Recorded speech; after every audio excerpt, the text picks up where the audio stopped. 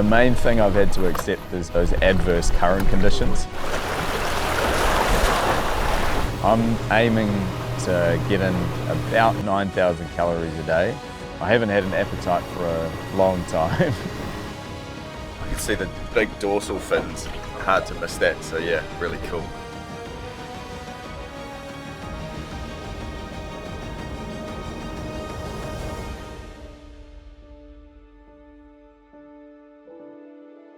Yeah, this week had a whole bunch of highlights. It was quite a varied week. We started off the week at Omanu, launching off from where we had our last community event. I invited my friend Moss Burmester to come out for a swim. He's pretty familiar with the Tauranga Mount Maunganui area, so it was really cool to have him out there. He's obviously a pretty handy swimmer as well and a big advocate for ocean health. Then we jumped in the water for a bit and we swam.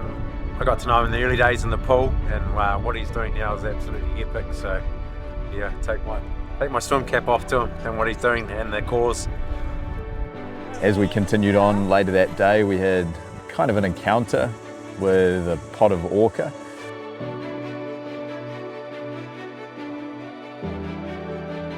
I've never seen orcas in person before, in real life. I can see the big dorsal fins, hard to miss that, so yeah, really cool. I think I can somewhat tick that off the list, but I have to have a closer experience some of the time. And then shortly after that, we stopped to be serenaded by a guy who was playing some bagpipes down the coast, so that was quite cool, a very unique experience. We haven't had that one before. I got some really good advice from some ultra endurance athletes across different fields that nutrition was really important. And so I leaned into that, working with a dietitian who gave me some really good advice, a solid plan to be able to work on coming into this. Broke it down into the number of calories that I would need per swim day, and then breaking that down again into energy intake, so carbs, fat, and protein across any given day.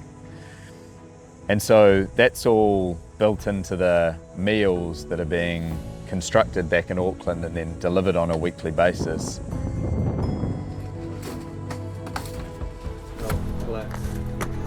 I'm aiming to get in about 9,000 calories a day.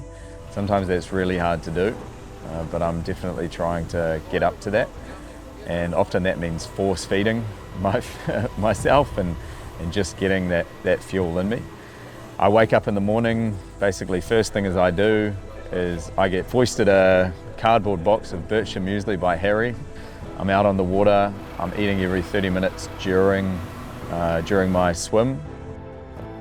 As soon as I get out of the water, I have a hot tea, and then I'm straight into another meal, and then a protein smoothie to follow that. And this isn't a regular protein smoothie. This is over 1,000 calories packed into this very dense, nutrient-dense form.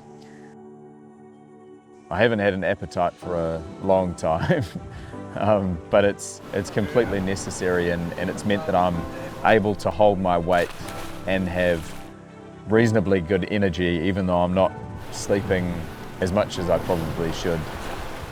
Swimming is harder than eating. The community interactions on the water have been really special. We've been tracking him. Awesome. Coming through, so we thought I will try and hit him when he comes out. He's going to love it. So just go up on the outside there. We've been tracking him. I thought we'll come out. Last night. Oh, yeah. That's some of our awesome currents, eh? That's some mental toughness right there, eh? Amazing. It's pretty amazing. Yeah. Had a lot of people being there for launches and landings. Thank you. Thank you. Geez, she's really cool. Yeah, he's been in the water for a bit.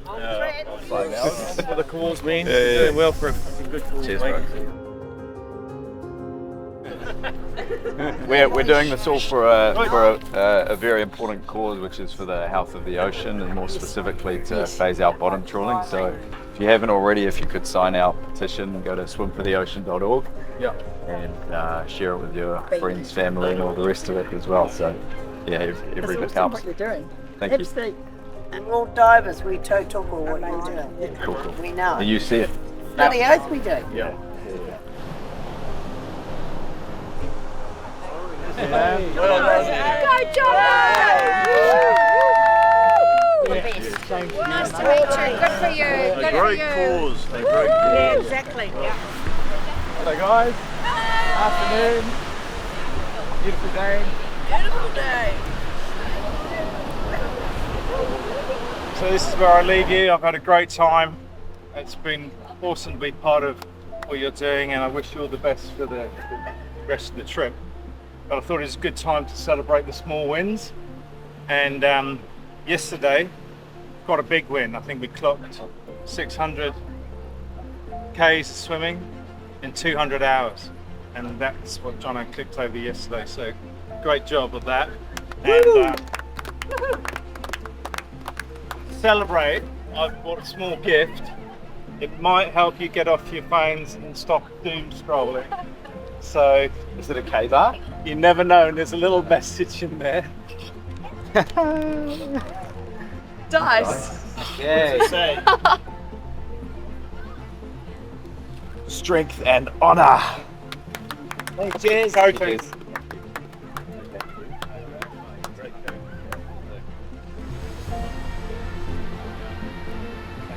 You guys want a quick photo? Yeah! We got it. Yeah!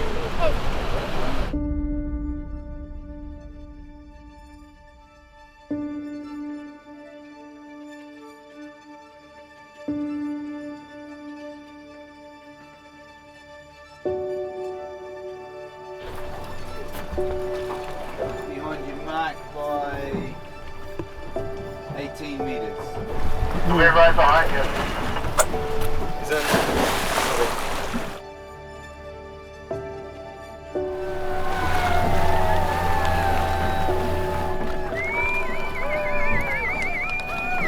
We had a swim group by the name of the Optimists come out on a large yacht, come out and cheer me on and cheer the team on as we went through Whakatane.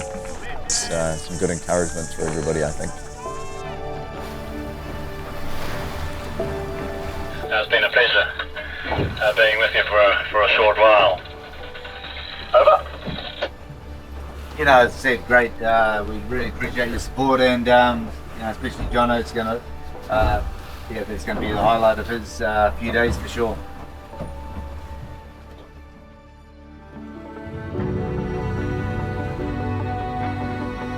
This week we had some pretty interesting current conditions to deal with. It was quite regular up until the point of Makatu, if not favourable, as we came down through Pāpāmoa and then up past the point there. From about that point, traversing across the Bay of Plenty, past Whakatane, past Whale Island and into where we are now, past Aotearoa, it has been really interesting. The current has just been all over the place, and it's been neutral at best and largely adverse as we've tried to cut through this area. It just hasn't lined up with any of the modelling that we have at all. So we've had some slow progress. For me, that was a bit of a slog. I was hoping at the beginning of this week that we would have gone probably 10 to 15k further than what we've managed to bank. And that really is just because of that current influence. So at the start of the week, we had 2 really nice 9-hour days, a 4-hour block, 5-hour block both days. From there, it was just kind of guessing what was happening. There was a day where I got pulled out. We're just going to pull the swim down 957 metres in 1 hour. Got some bad news for you, mate. We got heaps of current against you. Yeah. And I suggest we pull a swim, you climb on board and we'll go ashore. Because we've only done just on 1 kilometre in an hour. Okay. Okay? Yep. But that's not what the model showed us for this morning. We planned this morning to do a 4-hour swim in conditions for all appearances looked really good. It was a little bit interesting in the water there because there was about 50 centimetres of quite cold water on top, maybe 2 to 3 degrees colder than the water down below, just because of the fresh rainwater that we had overnight. But I've just been pulled out of the water. It's an hour into it and I've gone a kilometre, which is very slow work, and there's quite strong current against, which doesn't line up with the models.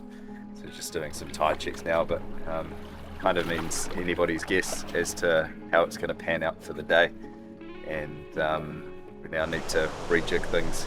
The model's not showing it coming around until about 2:30, 3 o'clock this afternoon. Yeah. Andy and I have had some discussions out on the water. I think when you have those situations where you come up against conditions that you don't encounter. Okay, up to you.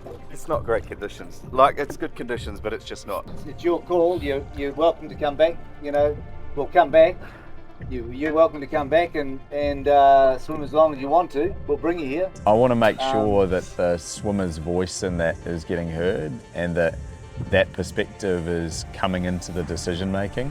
When things are panning out exactly as we plan from the get-go, I won't say anything, I'll just leave it to one side. But you know, there are times when we need to have a little bit of a council on the water to say, well, what do we do from here based on what we're seeing? What's the best path forward? It's going to be stronger, but it's going to be from the same direction.